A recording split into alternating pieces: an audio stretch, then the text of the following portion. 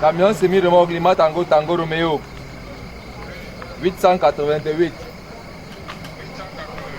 Alpha Victor. Vitesse 72 sur 60. Deuxième camion. Lima Tango 626. Delta Alpha. Vitesse 88 sur 60. Okay. Là nous avons le cinémètre laser Procap 2, la nouvelle génération, doté d'une lampe éclaircissante à infrarouge qui permet de tuer le rayonnement des phares, ce qui nous permet d'avoir donc le reflet de la plaque d'immatriculation CEMAC qui respecte les normes de notre zone CEMAC. Ensuite, lorsque l'opérateur radar fait usage de ce véhicule, de cet appareil, on va traquer le véhicule à une distance qui va à une portée maximale de 300 mètres. On le prend à partir de 300 mètres pour avoir une photo de 150 à 15 mètres, pour avoir une photo lisible. Et pour le flash, on va activer sur ce bouton qui va actionner les rayons à infrarouge qui ne nuisent pas à la visibilité du chauffeur. Ce qui fait que le chauffeur peut passer, il est flashé inaperçu. C'est cet appareil-là qui fait en sorte qu'on puisse avoir ces images de nuit. Alors, qu'est-ce que l'appareil vient changer dans votre mode de travail? Qu'est-ce que ça apporte de nouveau? Bon, ce qu'il y a de nouveau sur le cinémètre laser de deuxième génération, c'est qu'il peut effectuer des radars de jour et les flashs de nuit.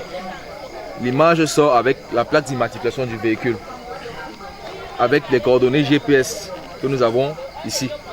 On a la date, on a l'heure. Lorsqu'on va sur le mode vidéo, on a les coordonnées GPS en latitude et en longitude. Ce qui fait que si un usager conteste, on va sur Google Maps, on tape les coordonnées, on aura la position exacte à laquelle le véhicule a été flashé. La position exacte à laquelle le véhicule a été flashé. Et à l'heure exacte à laquelle on l'a pris. C'est ce qui permet en sorte qu'on puisse utiliser ce laser. Et les images de ce cinémètre ne s'effacent pas. Elles sont concevables et on peut les transférer via téléphone. Comme ceci.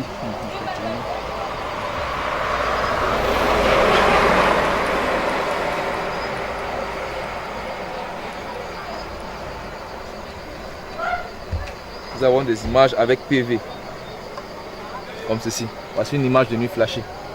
On a le nom de l'opérateur, la zone à laquelle on flash est la limite maximale.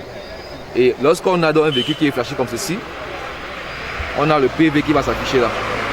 La vitesse à laquelle le radar a été flashé, la distance, on a la date, on a l'heure, on a le matricule de l'opérateur qui travaille, qui est responsable des flashs émis, avec l'emplacement dans la zone, dans l'axe à laquelle nous travaillons et les paramètres géographiques pour pouvoir localiser le poste où l'opérateur exerce.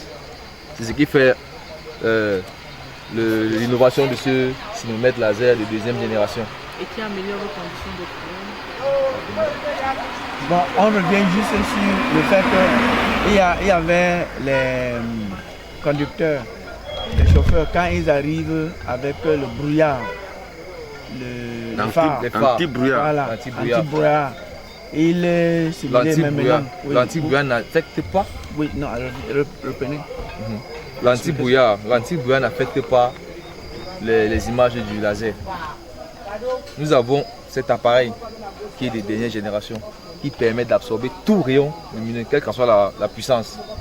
Elle les casse et nous ressort la plaque d'immatriculation CEMAC. Et il faut noter que la plaque CEMAC a un dispositif qui permet de refléter avec la réaction de nos infrarouges, qui ressort dans la plaque les chiffres de chaque véhicule, l'immatriculation complète. Ce qui fait la force du laser, donc les anti-brouillards ou bien disons les phares, le plein phare n'agit pas sur le laser.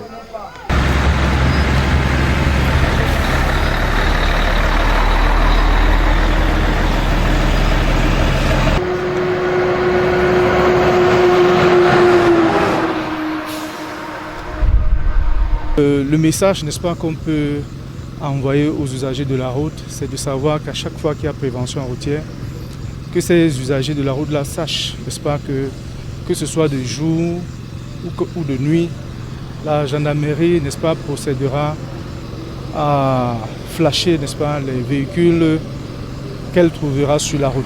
Donc j'exhorte les uns et les autres à rouler, n'est-ce pas, avec beaucoup de prudence, afin que, n'est-ce pas, le taux, n'est-ce pas, des accidents de la circulation de la route au Cameroun s'amenuise au maximum.